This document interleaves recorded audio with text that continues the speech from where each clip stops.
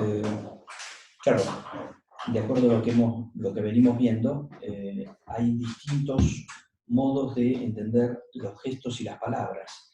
Si el varón tiene una visión global y además reacciona racionalmente frente a cualquier hecho externo, el valor de la palabra es total y absoluto. O sea, veo las cosas globalmente y reacciono intelectualmente, con lo cual lo que digo es exactamente lo que pienso y lo que siento. Estamos hablando, obviamente, de personas sinceras. Para un sincero, entonces lo que dice es exactamente lo que piensa y se acabó. En el caso de la mujer, como reacciona integradamente, a veces puede decir algo que no sea exactamente lo que piensa, sino que primó en ese momento el sentimiento y entonces está diciendo algo que no es exactamente lo que piensa, pero claro, acá empiezan los cortocircuitos de interpretaciones.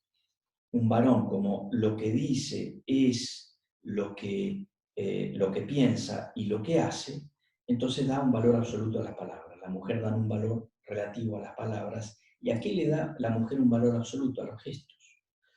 La mujer tiene como si fueran drones dando vueltas para captar todos los gestos. Todos nuestros gestos están continuamente bajo el radar de la mujer, que está viendo continuamente cuáles son nuestros gestos, interpretando la realidad de nuestra persona, la realidad de lo que pensamos en función de los gestos. Entonces, para la mujer los gestos tienen un valor absoluto y la palabra un valor relativo. Para los varones es exactamente al revés. La palabra tiene un valor absoluto y los gestos tienen un valor tan relativo que ni siquiera nos damos cuenta, ni de los gestos que hacemos nosotros, ni de los gestos que hacen los otros.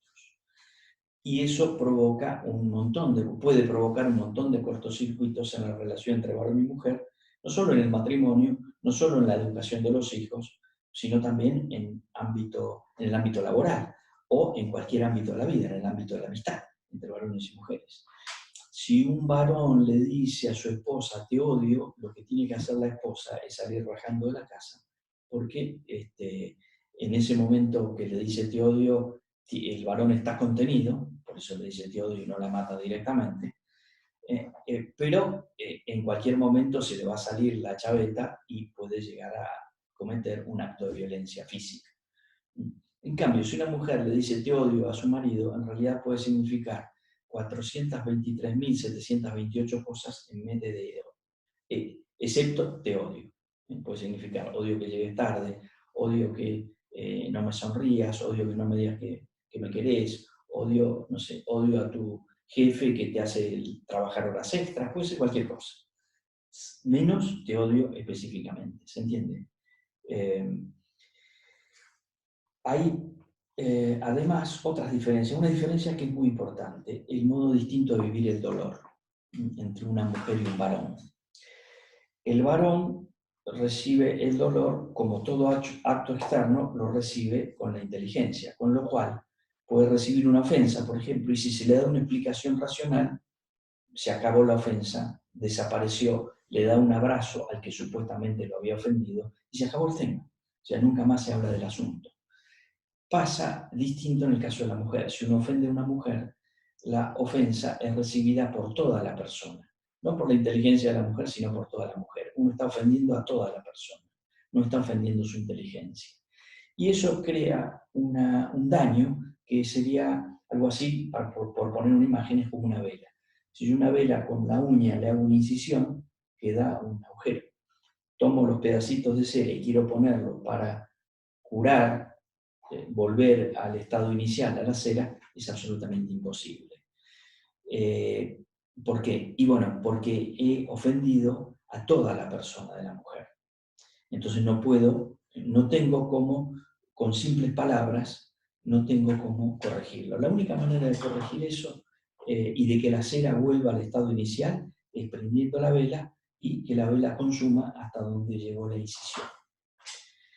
Esto asemeja muy bien el proceso de curación de una ofensa que tiene que hacer una mujer. La mujer tiene que, de algún modo, quemarse a sí misma para poder curar la ofensa.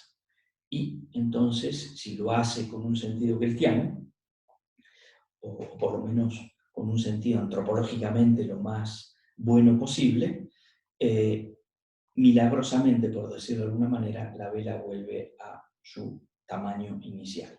Pero para hacer ese proceso tiene que quemar hasta el fondo, quemar hasta la última huella que le quedaba de esa lesión, de ese daño, de esa ofensa. Y claro, esto en la relación entre varón y mujer es muy importante. Muchas veces los varones ofendemos a mujeres y ni siquiera nos damos cuenta. Pasamos como un elefante en un bazar, haciendo desastres, hiriendo sensibilidad femenina sin absolutamente darnos cuenta. Y después el proceso de curación es este que acabo de decir. Como ese proceso es tan duro y tan difícil para la mujer, lo que suele hacer la mujer es ponerlo en el disco duro. Archiva la ofensa en el disco duro. Como no puede hacer ese trabajo, o es muy costoso hacer ese trabajo de recuperación, ese trabajo de regeneración, ese trabajo de curación, entonces suele poner la ofensa en el disco duro. La pone en el disco duro, la pone en el disco duro, la pone en el disco duro. Y está en el disco duro, cada vez va sumando más ofensas en el disco duro. ¿Qué pasa? El disco duro, en el momento que se llena, cuando se llena el disco duro, salta el disco duro, se pone adelante y ya bajó la persiana. La mujer le bajó la persiana, le bajó el pulgar, como en el circo romano, y esa persona que la ofendió desapareció de su vida, murió para siempre.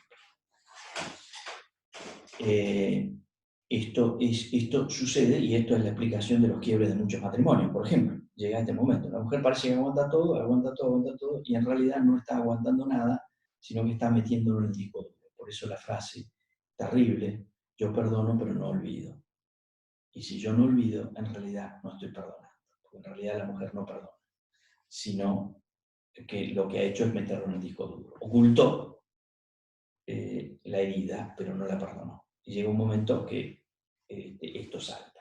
Entonces, para que la mujer perdone, es necesario que aquel que la haya ofendido no solo le pida perdón, sino que haga todos los gestos que sean necesarios para convencerla absolutamente a la mujer de que efectivamente está arrepentido y no lo va a volver a hacer nunca más.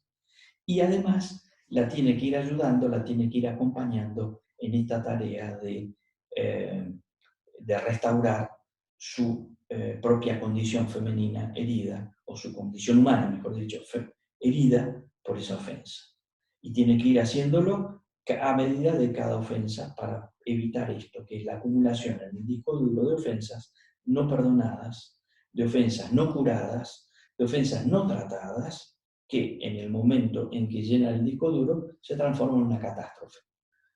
Catástrofe que se hace insoportable para la mujer y que le crea un montón de daños colaterales posteriores. Modos asimétricos de vivir el amor. Esto también es importante entenderlo, sobre todo para la cuestión matrimonial. Para la mujer el amor lo es todo. Le llena la vida. Está enamorada y su vida está completa. Para el varón el amor no lo es todo. Necesitamos, como precisamente estamos como fracturados, necesitamos más cosas. El amor no lo es todo. Entonces la luna de miel es bárbaro, pero en la luna de miel el varón a lo mejor necesita trabajar un poco, necesita leer las noticias, necesita hacer cosas, necesitamos hacer cosas. Estamos hechos para la vida afuera y entonces el amor no lo es todo. Es una parte fundamental, una parte muy importante, una parte esencial, pero no lo es todo. En cambio para la mujer lo es todo. Entonces, la novia que está enamoradísima de su novio, que tiene un trabajo tan importante y qué sé yo, y que a ella le encanta que su novio sea destacado en ese trabajo, y que el trabajo en él durante el noviazgo parece ser una cosa espectacular, cuando se casan, el trabajo pasa a ser un enemigo de la esposa. Lo que era un motivo de orgullo para la novia pasa a ser un enemigo cuando es esposa. ¿Por qué? Porque el trabajo le quita tiempo a su marido de estar con ella. Entonces esto crea un montón de vicisitudes y conflictos en la vida familiar, pero también crea un montón de diferencias en la vida laboral, que hay que tener en cuenta.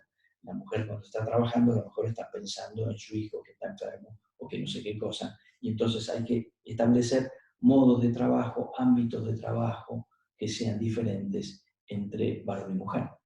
¿Por qué? Porque para la mujer el amor lo es todo y para el varón es algo esencial, pero no lo es todo. Entonces, esto genera un montón de tensiones y un montón de diferencias eh, descubrir y que hay que saber manejar de algún modo. Las diferencias, entonces, la diferencia entre, si nosotros vamos viendo, todas estas diferencias, somos diferentes en todos los campos. Y una diferencia que podría ser antagónica prácticamente, pero un antagonismo en la diferencia que no es para pelear, sino que es un antagonismo para poder integrar, es una reciprocidad que admite eh, digamos, una compenetración que lleva a un proyecto de vida superador para ambos muy grande. En pocas palabras, lo que para uno es, lo que para el varón es lo específico, su punto fuerte es un límite para la mujer y a la vez es un desafío para la mujer. Y viceversa, lo que es el fuerte de la mujer es un límite para el varón y es el desafío para el varón.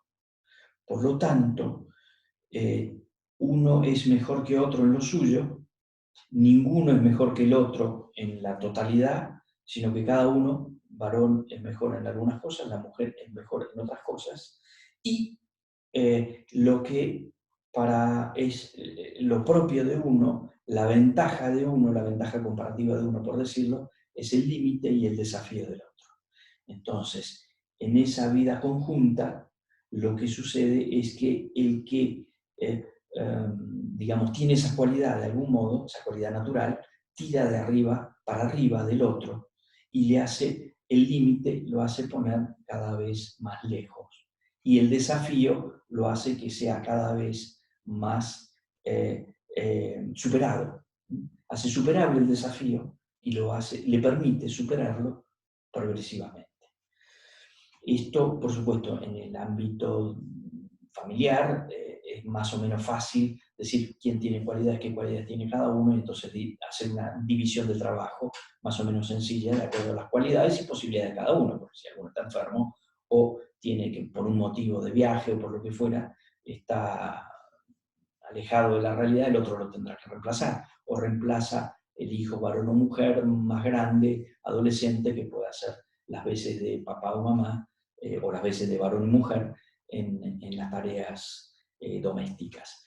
Pero en el ámbito, en el mundo del trabajo y en el mundo de la vida pública, todo esto es mucho más complejo y tiene un montón de aristas que pueden resultar enriquecedoras y que en realidad estamos muy lejos de las posibilidades, de avanzar en las posibilidades que tenemos cada uno para crear un mundo del trabajo y un mundo de la política.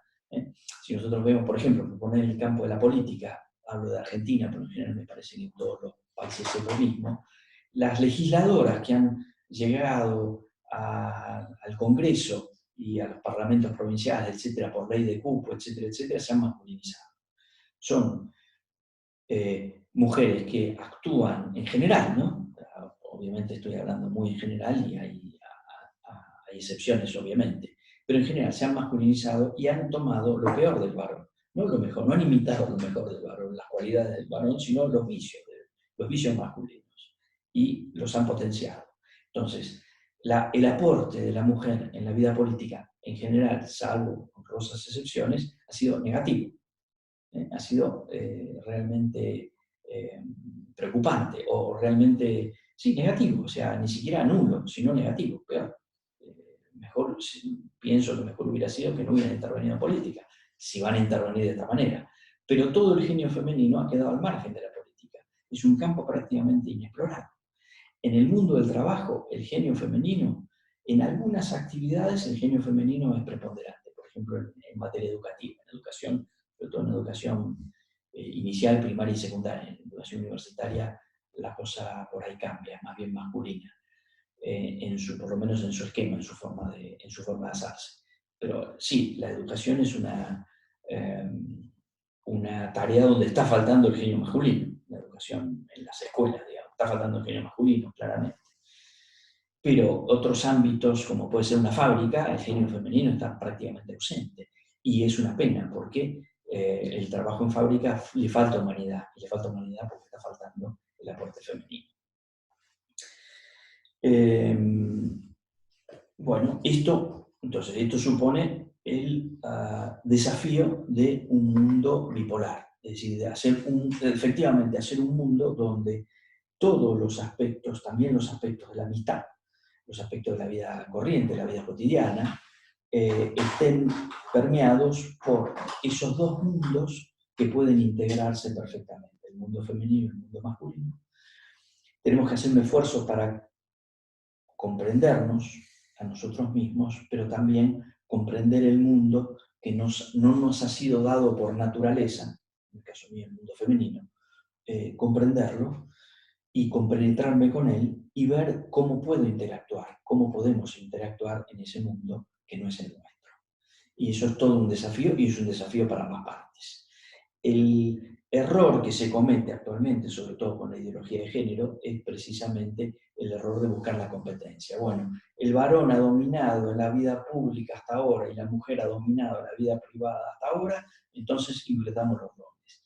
Que los varones se dediquen a la vida privada y nosotras nos dedicamos a la vida pública. Y entonces lo único que hacemos es algo mucho peor que el mundo que hay, que el mundo actual, digamos. Algo mucho peor, porque estamos poniendo, digamos, las cosas donde hay algunas cualidades que se han desarrollado a lo largo de milenios y que por lo tanto hay algún avance que vale la pena, digamos, tener en cuenta y que vale la pena aprovechar. Entonces eso, arrasamos con eso y empezamos de cero. Y empezamos de cero en los dos lados. No tiene absolutamente ningún sentido. Esa es la propuesta de la ideología de género. Bueno, yo pasaría al otro tema. En 10 minutos tenía que cortar. No, porque iniciamos de vuelta. Iniciaste de vuelta. Bueno, entonces ahora paso al otro tema, el tema de la unidad de los dos. Entonces este tema, en realidad este bloque, por decirlo de alguna manera, o esta unidad, módulo, como le quieran llamar, tiene dos aspectos. Vamos a ver la unidad de los dos y la reciprocidad asimétrica en los sexos. El módulo pasado, de algún modo, era más bien de tipo existencial. O sea, había algunas consideraciones teóricas, pero inmediatamente tratamos de bajar a la vida cotidiana, a poner ejemplos de la vida corriente. Entonces, ahora vamos a ver algo un poco más